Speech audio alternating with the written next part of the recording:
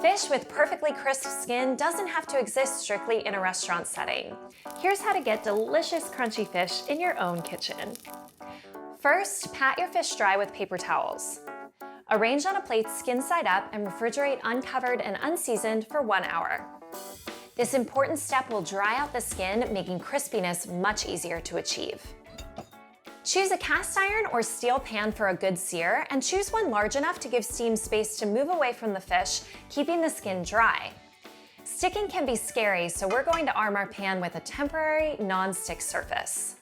Simply heat 1 tablespoon of oil on high heat until it begins to smoke, then remove from the heat and wipe out the oil with paper towels. The molecules of the pan expand at high heat, allowing the fat to embed itself into the pan's surface, creating a non-stick barrier. Now we're ready to cook. Back on high heat, add another tablespoon of oil. When it's shimmering and wisps of smoke are starting to form, season your filet with salt and place it in the pan skin side down. Apply even pressure with a fish spatula to keep the skin flat for 30 seconds. Reduce heat slightly to maintain a gentle sizzle, then leave it alone.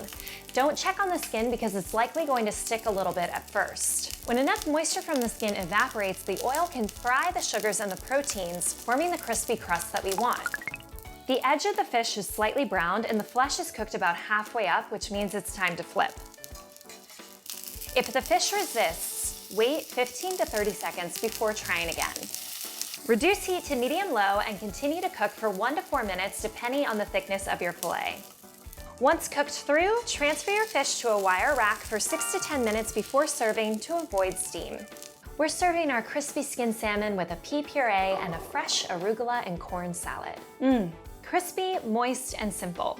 Now that crispy skin has been demystified, grab some fish and get cooking.